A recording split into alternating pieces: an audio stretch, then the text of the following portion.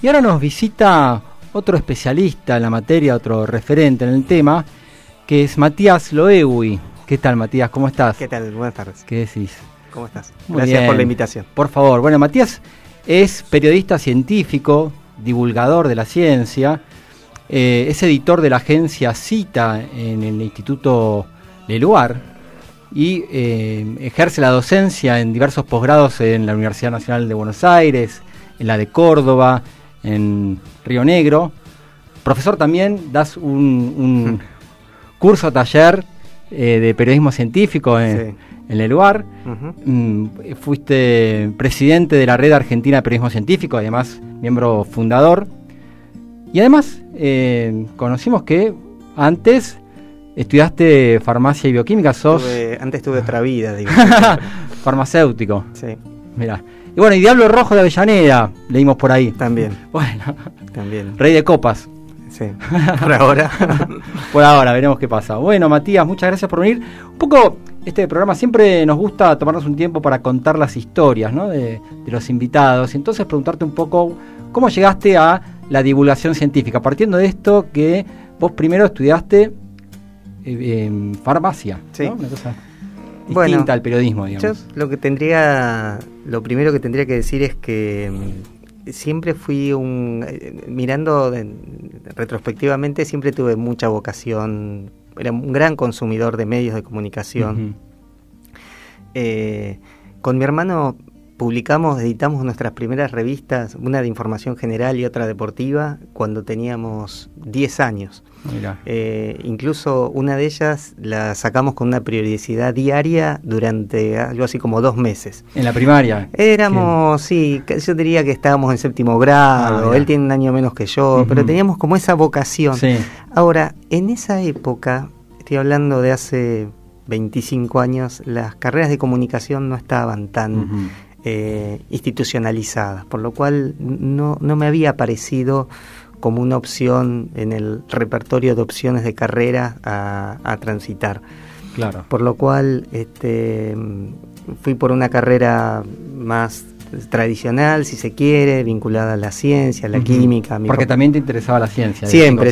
Yo era un gran lector de la revista Muy Interesante, por ejemplo, veía documentales con los que se podían ver en esa época, leía libros sobre divulgación de la ciencia, pero diría que no exclusivamente, Claro. O sea, siempre fui muy curioso, me gusta la política, me gusta el deporte, o sea que no era excluyente. ¿Te acordás de algún libro que te haya marcado en ese momento? ¿O alguna lectura? Bueno, alguna vez me han preguntado libros vinculados a la ciencia y yo recuerdo, yo te mencionaría, hay varios, pero yo mencionaría uno que se llama Kon-Tiki. Kon-Tiki es una historia que yo debo haber leído cuando tenía 14 años y es una historia real de unos noruegos que querían probar la hipótesis de que los pobladores de la Polinesia eran originarios de América del Sur, por lo cual armaron una balsa y salieron desde las costas del Perú y se lanzaron 5 sin comunicación. Estamos hablando de la década del 40 o década del 40-50. Y bueno, la aventura duró, creo que algo así como un mes de navegación. Los vientos, las corrientes los fueron llevando y finalmente llegaron a las costas de la Polinesia. Esto definitivamente, eso lo aprendí después. Eso no sirve como prueba, porque eso sería extraer una conclusión general a partir de un caso particular. Eso se llama una ciencia inductiva. Claro. Y eso no es un método científico hoy considerado. Pero de todas maneras, esta idea de la aventura, de la idea de poner a prueba una hipótesis, de esa historia real, dramática, aparte muy bien escrita, para mí me pareció un libro realmente fascinante. Así que aún hoy discutiendo, hoy la comunidad científica no descree absolutamente de esa posibilidad que estos Thor Heyerdahl y el resto de los noruegos planteaban, pero como como aventura humana me pareció muy iluminadora. Y esta forma de razonar muy metódica, ¿no? Como científica la tuviste entonces desde chico, ¿no? Y habrá pesado en la elección de la carrera, elegir una carrera, digamos, científica. Sí, sí, bueno, en realidad yo después me di cuenta, pero digamos que la carrera de farmacia no, yo no diría que no es uno no es un científico siendo farmacéutico, pero visita todas las ciencias. Claro. Nosotros visitamos desde la matemática, la física, la química, la botánica, la anatomía, la fisiología, la farmacología. No somos expertos en nada y somos expertos en todo. Y esa no es una mala base para hacer periodismo científico. Claro, claro. Porque no me pone en un lugar del saber, digamos. Pero eso es toda una elaboración posterior. Ahora, vos me decís, siempre tuve esa... No creo, claro. Yo no estoy seguro. Debo haber tenido, como todo, pensamientos mágicos en algún momento, pero en general sí, yo estimo que sí, siempre tuve esa idea de que tenía que buscar explicaciones razonables a los misterios de la vida. ¿Y trabajaste en la farmacéutica? ¿Como farmacéutico? Mira, apenas me recibí, hice 2 meses de suplencias en farmacias y después cuando ya había empezado a hacer periodismo, hice 4 años de una residencia en farmacia clínica en el Hospital Pirovano. Y esa fue mi última experiencia en el mundo de la farmacia. Pero ya estabas estudiando periodismo, ¿no? Ya había hecho la beca de formación en periodismo científico. Claro. Y ya había empezado a ser colaborador de la revista Noticias. Contanos un poco eso, ¿cómo era? El Instituto Leluar ofrecía una beca de tiempo completo para iniciarse en esto del periodismo científico. Exacto, sí. Era... la convocatoria la leí en un día, en un aviso en el diario, y era para graduados en cualquier carrera científica o humanística, y era una beca que se concursaba. Y el examen consistía en... Se nos paró un científico frente a nosotros, fuimos 80, llenábamos un aula, y se paró un científico y nos contó una historia del metabolismo de los azúcares, y después nos daban 4 horas, ahí nomás, estamos hablando de una época sin internet, claro, sin nada, o sea, encerrar con el papel y lápiz, a armar una nota sobre lo que el científico nos había contado.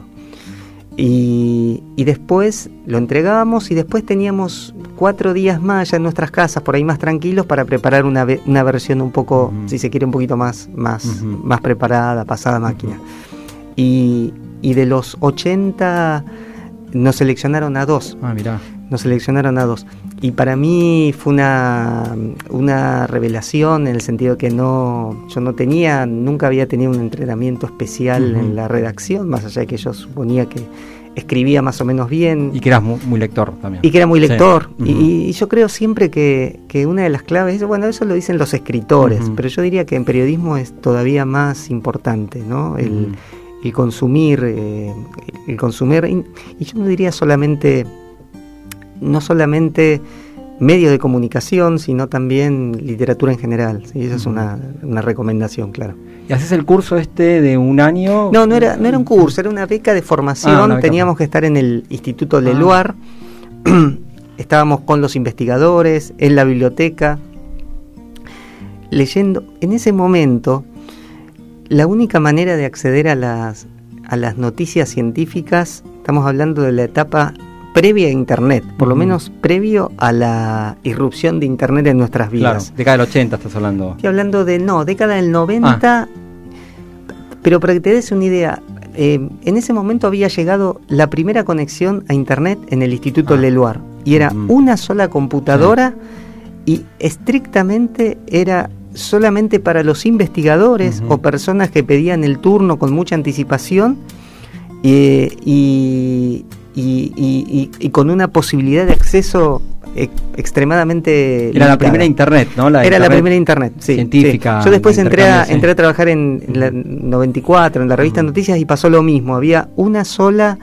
en toda la redacción había un espacio aparte donde había una computadora conectada a internet, y ahí iba el periodista que sentía que era importante, y curiosamente no todos los que hacíamos ciencia y salud eran los que más íbamos. El resto no le parecía que era algo particularmente útil para la práctica cotidiana. ¿Cómo ha cambiado esto? Mirá, definitivamente. Se escucha esto, bueno, periodismo científico, divulgación científica, comunicación pública de la ciencia, Sí. popularización. Claro. Lo que hacen los científicos que divulgan, los periodistas que se interesan en ciencia, ¿no? Hay como una complejidad ahí. Sí, definitivamente. Sí. Y además ha habido una evolución histórica del término. En la época en que yo hice mi primera formación, la palabra era divulgación, y después la palabra divulgación pasó a ser un poco cuestionada porque asumía que había como un saber encima y hay un vulgo. Claro. Y entonces se empezó a promover otro tipo de terminología, y se habla ahora de comunicación pública de la ciencia, o popularización, si se quiere, pero me parece que no habría que enredarse demasiado en esas disquisiciones, aunque sí está más marcada la diferencia o ciertos rasgos del periodismo de ciencia que lo distinguen de la divulgación o comunicación pública de la ciencia, en el sentido que se supone que el periodista de ciencia es uno de los canales posibles de la divulgación de la ciencia, y además por el hecho de ser periodista se supone que tiene que tener su misión fundamental no es la promoción de la ciencia, sino que además implica adoptar una perspectiva crítica, y en ese sentido hay mucho movimiento también en esta idea de diferenciar bien lo que es el periodista científico y lo que es el divulgador de la ciencia. Evidentemente hay puntos de contacto, pero también existen ciertas diferencias. ¿Y cuáles serían los puntos de contacto y cuáles las diferencias? Bueno, yo creo que el periodista de ciencia de alguna manera comparte con el divulgador de la ciencia el hecho de intentar contar de una manera accesible algún tipo de investigación o conocimiento científico. Digamos, en ese sentido, el objeto es el mismo. La empresa comunicativa es la misma. Ahora, yo diría, por un lado, que el divulgador de la ciencia en principio, un divulgador de la ciencia no se limita a realizar la tarea en los medios de comunicación. O sea, puede hablar de la ciencia, utilizar otros canales, utilizar otros soportes. El periodista, por definición, es el especialista en trabajar en los medios de comunicación, claro. Por lo cual ahí ya existe un matiz. Y yo creo también que el periodista tiene muy claro cuáles son las lógicas productivas del medio de comunicación. Y a veces esas lógicas productivas del medio de comunicación se chocan con las expectativas de promoción de la ciencia que puede tener un divulgador de la ciencia. Y esa es una tensión, no me quiero meter demasiado en ese punto, por ahí es una disquisición, pero a veces a uno mismo como periodista de ciencia, enamorado de la ciencia como empresa intelectual, a veces tiene que terminar transigiendo y aceptar que los medios de comunicación tienen cierta expectativa, cierta lógica, cierta expectativa de cuál es la manera o el modo de contar algo y cuánto hay que contar, aun cuando ahí se pierda algo del contenido o de la rigurosidad, entre comillas, que uno podría esperar de un producto de divulgación científica. ¿Y cómo pensás cuál es tu visión de cómo ha evolucionado el periodismo científico en los últimos años en Argentina? Mira, definitivamente yo creo que hubo enormes progresos, definitivamente. Uno podría pensar que hay un autor, un filósofo que hizo todo un análisis crítico del periodismo de ciencia en Argentina y hizo una selección arbitraria, de todas aquellas notas periodísticas que tenían errores. Y a mí me parece, por supuesto, el error siempre destella y los aciertos suelen ser más invisibles. Y yo creo que nosotros como comunidad de periodismo científico tenemos muchos más aciertos que errores. Por supuesto existen los errores, existen el sensacionalismo, existe algún grado de tergiversación, si se quiere, en algún aspecto, las presiones, el apuro, pero en líneas generales yo creo que existe, por un lado, que hay mucha mayor presencia o contenido de noticias sobre ciencia y medicina en los medios de comunicación. Esto no era frecuente, en absoluto, no existía. Hoy ya forma parte de las agendas cotidianas. No es raro encontrar alguna nota sobre ciencia o sobre medicina. Es más, yo diría que hasta es más raro no encontrarla. Claro, hace un rato Diego Golombek decía que, bueno, antes casi todos los medios gráficos tenían algún suplemento o por lo menos sección de divulgación científica, y eso un poco empezó a mermar en este último momento. Sí, está bien, pero eso tiene doble, eso se puede ver desde dos ángulos. Los suplementos de ciencia, es verdad, es cierto, en la década del 90 los principales diarios sacaron sus suplementos de ciencia o de salud y después los discontinuaron, pero también hay quienes señalan que cuando uno confina un contenido, un área temática, un suplemento, propicia una segmentación y hace que algunas personas que no están a priori interesados en la ciencia la dejen de lado. Es como a mí me pasa, yo qué sé yo, el suplemento rural, a mí mucho el tema del campo no me interesa, entonces agarro el suplemento, ni le doy una oportunidad. Ahora, si estoy pasando las páginas o bajando, scrolleando, digamos, en un medio digital y me encuentro con una nota de ciencia o salud, tengo ahí una oportunidad de acceso mayor, más amplia, por lo cual no necesariamente la inexistencia de suplementos es un aspecto negativo. Por supuesto, todo tiene pros y contras. A mí me gustaría que existieran, no suplementos, pero sí por ahí una sección fija y no que las noticias de ciencia estén desperdigadas en una sección de sociedad o información general. Pero bueno, esas son dinámicas de los medios. Lo que es indubitable es que hay una mucha mayor presencia de contenidos de ciencia en los medios de comunicación. Esto era una situación extremadamente inusual. Cuando Leluar ganó el premio Nobel de química en el año 1970, nunca había salido, nunca nadie le había hecho una entrevista, nunca había salido su nombre en los diarios, o sea, nadie sabía, y es más, no hubo ni siquiera hubo un intento de los medios de comunicación, estamos hablando del año 1970, de explicar qué estaba haciendo, algo que nosotros como periodistas de ciencia inmediatamente intentaríamos hacer. No, lo que se trataba de hacer era presentarlo como un sabio que hacía cosas tan difíciles que mejor ni intente preguntarse qué está investigando.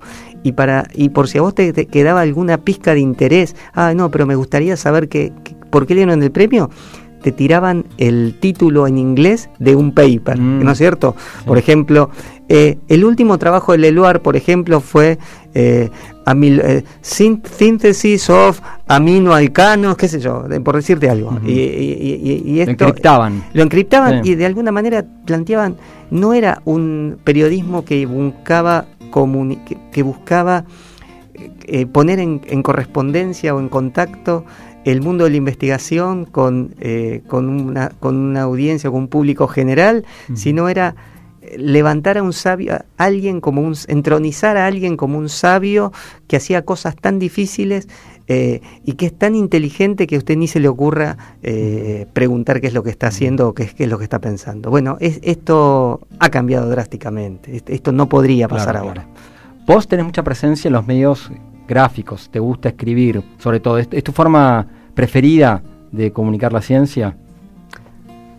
Yo diría que sí, qué sé yo. A veces hay circunstancias o hechos, hay dinámicas en la vida que hacen que uno se oriente por un canal por sobre otro, Pero también tuve algunas experiencias de radio ocasionales y me parece que, bueno, en fin, cada periodista va encontrando, yo no sé si uno podría decir, es su medio favorito, es el medio que tuvimos la oportunidad de alguna manera de desarrollarnos, ¿no? Y vos pensás, en el caso de los divulgadores, digamos, de los que no tienen una formación como periodista, ¿la carrera de base influye en la forma de comunicar?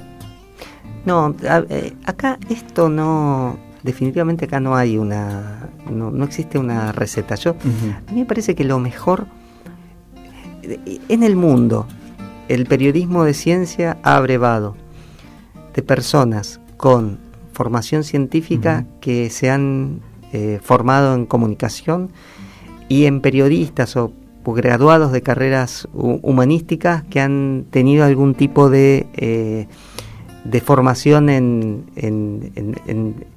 yo diría en metodología de la ciencia, pero por lo menos en comprender un poco cómo funciona, cuál es la dinámica de la ciencia.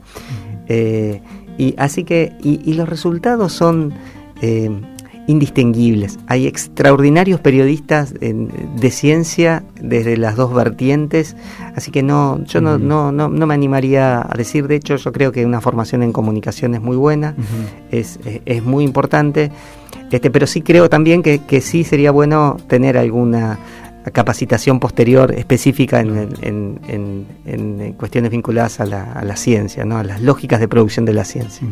¿Y cuál es tu visión acerca de la relación entre los periodistas y los científicos? ¿O ya es medio también un estereotipo pensarlo tan sesgadamente en dos tipos muy distintos? Bueno, es un estereotipo, ha sido una tensión histórica, esto es innegable. También es cierto que numerosas encuestas o estudios recientes muestran que la experiencia de los científicos en su interacción con los medios de comunicación suele ser positiva, aunque aquellos que tienen experiencias negativas los marcan de una manera... Dicen nunca más. Dicen algo así como nunca más, dejan como una huella indeleble. Es muy difícil recuperar la confianza del colectivo de periodistas científicos con un investigador o con un científico que tuvo una mala experiencia. A veces cuando uno indaga en cuáles son esas malas experiencias, son frases sacadas de contexto, son un título mal utilizado. Yo siempre recuerdo, cuento un ejemplo de una investigadora. Yo cometí el error, hice una traducción literal de rata. Era una investigadora que hacía estudios con ratoncitos, tenía que ver con la cuestión de la maternidad, el grooming, el cuidado materno y el impacto que eso tenía sobre el desarrollo de las crías, de la descendencia. Un estudio en ratoncitos, en ratones, roedores. Y yo en un momento cuando escribo la nota, claro, el paper decía pregnant, no sé si eran ratas o ratos, pongámosle que era rata, pregnant rat. Y en inglés, pregnant no existe la diferencia que existe en español de preñado o embarazado. Es lo mismo, no existe es pregnant tanto un animal como una persona. Entonces yo puse una rata embarazada y eso le pareció una distorsión inaceptable a la investigadora. Cualquier persona podría haber pensado, bueno, es una figura, es algo totalmente inocente, que no va al foco de la historia, no va en desmedro de la rigurosidad de la investigación que esa investigadora estaba haciendo, pero a ella ese hecho fue lo que particularmente le molestó. Así que es muy difícil en este caso ser capaz de predecir cuál puede ser la reacción de los científicos en esa interacción. ¿Cómo surge la Red Argentina de Periodismo Científico? Como miembro fundador de esa red. Bueno, en realidad fue la génesis está en un encuentro que hubo en Santa Cruz de la Sierra, donde había periodistas científicos y periodistas que hacían ciencia y de toda la región, y ahí, bueno, surgió un poco la necesidad de agrupar a todas las personas que estábamos haciendo esa actividad sin tener un marco un espacio, digamos, de encuentro, de puesta en común, de defensa de intereses sectoriales, digamos, de capacitación. Bueno, y bueno, se armó un primer grupo inicial. Una de las motorizadoras siempre fue Valeria Román, Gabriela Wiesenthal, Ana María Vara también, y bueno, armamos un núcleo inicial que después, bueno, fue creciendo, se fue consolidando, sacamos personería jurídica, en fin, todas esas cosas que hacen las instituciones cuando van creciendo. ¿Ganaron un premio Conex también en 2017? Lo ganamos en términos individuales, digamos. ¿Algunos de los periodistas de la red? Varios periodistas de la red, creo que todos los que lo ganamos somos miembros de la red, pero fue a título individual, digamos. Sí. Y vos como periodista, cuando tenés que escribir, tenés que elegir un tema. ¿Hay temas que te gustan más, algunos que te cuestan? Por ahí también en un ámbito más institucional te dicen, bueno, tenés que escribir sobre esto. ¿Cómo es tu experiencia con eso? No, yo me he hecho varias veces esa pregunta y no tengo una respuesta muy clara. No estoy seguro de que antes de ponerme a escribir yo tenga que tenga un interés especial o particular en algún tema. Es definitivo, quizás por la experiencia, por los años, por mi formación inicial, tal vez yo me sienta más cómodo con los temas vinculados a la biomedicina. Pero algunas de las notas más lindas que yo creo haber hecho tienen que ver o con la matemática, o con la física, con la arqueología también. A mí me parece que el periodista científico inicialmente puede percibir como ajeno, alejado o incluso poco atractivo una historia, pero en la medida en que va avanzando, que interactúa con el investigador, que entiende cuál es la lógica que guía la investigación, aparece como una llama, hay algo que despierta el interés, y yo creo que es esa llama que todo el tiempo al periodista científico lo va estimulando y lo reafirma en su vocación, digamos. Que tiene que ver con la pasión. Tiene que ver con la pasión. Yo creo que aún no tengo registro de notas en la cual... apasionada. En que la hiciera casi con piloto automático o protestando, otra vez tengo que hacer esto. La idea, el secreto siempre es encontrarle un foco, un ángulo, hablar con la gente. Y a propósito de hablar, el género entrevista, ¿te gusta entrevistar? ¿Has también entrevistado... digamos, en el contexto de una filmación, de una grabación? ¿Te gusta ese formato? Sí, bueno, a ver, nosotros entrevistamos todo el tiempo. Claro, ahora habría que marcar una diferencia, digamos, los que escribimos, los que trabajamos más en gráfica, la entrevista suele ser un insumo para nuestras historias. Ahora, la entrevista como género es algo especial, digamos, porque exige un clima en particular, exige también una selección adecuada. Uno cuando piensa en la entrevista como insumo para producir un artículo, una historia, a veces lo único que está buscando es una declaración puntual. Claro. Y la entrevista como género es lo que dice Alperín, es una versión posible de un diálogo. Tiene que tener la dinámica de un diálogo, y entonces tiene otros desafíos. Me gusta. Ya ni me pregunto si me gusta. Me parece que es parte de nuestra tarea cotidiana. Y lo que sí todavía reivindico es que siempre, aún en tiempos de apuros y que podemos resolver muchas entrevistas vía mail, o ahora incluso muchas veces a través de audios de WhatsApp, ¿no? La posibilidad de la interacción cara a cara con una fuente, eso me parece que todavía sigue siendo algo invalorable. Y ahora que está esta posibilidad del feedback justamente a través de las redes sociales y de los comentarios, por ejemplo, las notas que aparecen en las versiones digitales de los diarios, ¿qué pasa con las críticas? ¿Hay críticas al periodismo científico?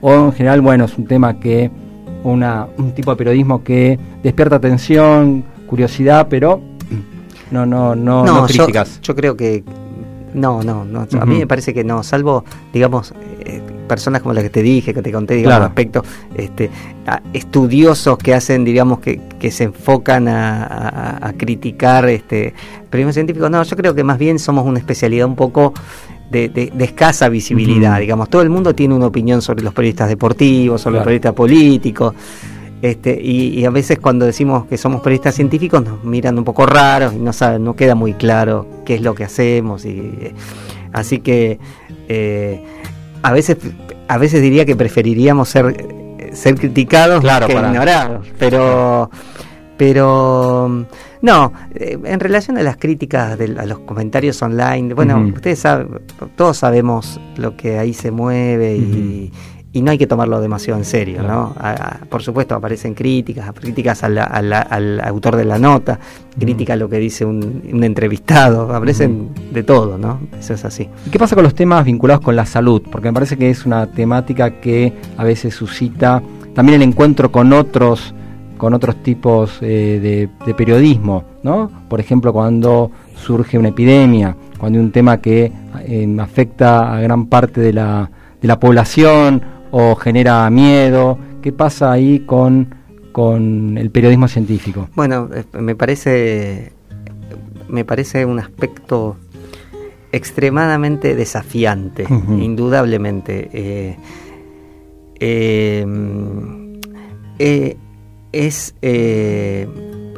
Por un lado, uno tiene que lidiar con la incertidumbre natural que estas situaciones a menudo conllevan, porque de hecho, sobre todo cuando estamos hablando de epidemias, ni siquiera los expertos son capaces de dimensionar o anticipar el impacto que puede tener una epidemia. Yo recuerdo, en ese momento, por ejemplo, cuando fue la epidemia H1N1, yo tenía una proyección de la Organización Mundial de la Salud sobre qué podía pasar, estamos hablando creo que del 2009, sobre cantidad posible de víctimas de la pandemia, en el caso de que digamos, supuestamente iba a aparecer una cepa nueva para la cual no había, la población no iba a tener defensas preexistentes. Y los modelos anticipaban escenarios dantescos, millones de víctimas. Son escenarios que tienen su margen de error, y la lógica del periodista te obliga a plantearlos, a ponerlos sobre la mesa. Es muy difícil porque uno transita en esa incertidumbre, tiene la obligación de no avivar el miedos infundados, tiene el desafío, la búsqueda de encontrar a la fuente correcta. Realmente son escenarios de mucha... yo te diría una cosa, vos hablaste de epidemias y las epidemias son un caso particular, pero en general el periodismo de salud, el periodismo que cubre temas de salud, carga sobre los hombros una cierta responsabilidad adicional. Claro. Que tiene que ver con el impacto que esa información puede tener sobre las conductas. Sí, y en el caso de las epidemias también el vértigo, ¿no? Y en la epidemia es el vértigo y la incertidumbre. Cuando vos hablas sobre, no sé, un tratamiento para el infarto y un cardiólogo dice las recomendaciones, bueno, estás hablando sobre territorios donde no existe o donde hay un nivel de conocimiento más o menos consolidado, por lo menos en los núcleos más básicos, no sobre si hay que bajar el LDL a 70 o 80, sino en los planos generales hay consensos más o menos establecidos. En el terreno de las epidemias es todo muy cambiante. ¿Cuál es el impacto? ¿Cuál es la tasa de ataque? ¿Cuál es la letalidad? ¿Cuál puede ser la evolución? Si se puede circunscribir a determinada área, se puede expandir. Todo eso implica eso. Definitivamente es una carga de incertidumbre adicional que es bastante difícil de lidiar y que hay que tener mucha experiencia para hacerlo. Bueno, y en esto de lo que decías antes de la curiosidad y esta cosa polifacética que tenés, ¿no? De la ciencia, también la literatura, los medios de comunicación, este libro que escribiste titulado Inmortalidad, promesas, fantasías y realidades de la eterna juventud. Es un libro que está bueno porque te metiste con un tema que te permite, ¿no? Como articular todos estos intereses. ¿Querés comentarnos un poco cómo se te ocurrió? Bueno, en realidad surgió de una charla con el editor le pareció que era un tema, y a mí la verdad que siempre fue un tema, uno de los tantos temas que siempre me había intrigado, y me pareció una oportunidad extraordinaria de mezclar de alguna manera historia con investigación biológica, con investigación científica actual. Me pareció fascinante, y sí, bueno, fue la verdad que muy divertido hacerlo, ¿no? Duro también, pero divertido hacerlo. ¿Tienes algún feedback de la gente que comentó? Bueno, en general ha tenido buenos comentarios de la gente que lo leyó. Claro. Pero no sé si se pueden extraer recetas prácticas. Alguien me pedía, bueno, a ver cuál es la receta de la inmortalidad, ¿no? Porque en definitiva siempre ha sido como una aspiración de la humanidad. Y yo la verdad que lo que cuento, y eso sí me parece importante, es que definitivamente no existe, hoy no existe, pero sí que hay toda una línea muy interesante de investigadores, de investigaciones que toman el envejecimiento como un objeto de estudio, digamos. Esto era algo que no ocurría, digamos, nunca había ocurrido, nunca se había considerado que el proceso de envejecimiento era un fenómeno sobre el cual se podía entender las causas e intervenir. Y sobre esto hay muchas líneas de investigación, hay incluso propuestas de ensayos clínicos con algún tipo de tratamiento que pueda retrasar, y la verdad que es muy impresionante, porque solamente retrasar 2 años, supongamos, el proceso de envejecimiento tendría un impacto enorme en todas las enfermedades asociadas a la edad, digamos, en la incidencia de las enfermedades asociadas a la edad. Así que hay toda una ventana que se está abriendo. No sé si lo vamos a poder disfrutar nosotros, pero no sé hasta qué punto, cuánto tiempo, pero a mí me parece indudable, me parece altamente posible de que efectivamente alguien, así como hay gente que toma medicamentos para bajar el colesterol o para controlar la presión, o el paciente que tiene diabetes toma algún medicamento para regular la glucemia, que en el futuro no tan lejano haya personas que sistemáticamente tomen alguna pastilla o utilicen algún tipo de intervención para frenar ese proceso de envejecimiento. Claro, y no parece algo imposible de concebir. Bueno, Matías, muchas gracias por compartir este tiempo con nosotros. La verdad que una charla muy interesante, encantadora. Bueno, por venir acá. No, muchas gracias por la invitación. Y esperemos que nos volvamos a encontrar alguna vez. Dale. Capaz si se cumplen las promesas del libro en 100 años, en 200 años. Nos veremos entonces ya. No creo que haya que venir a un estudio de radio ni nada de eso. Claro. Pero bueno, veremos cómo va a ser. Nos vamos con un tema de Charly García, elegido por Matías Loewy. Muchas gracias.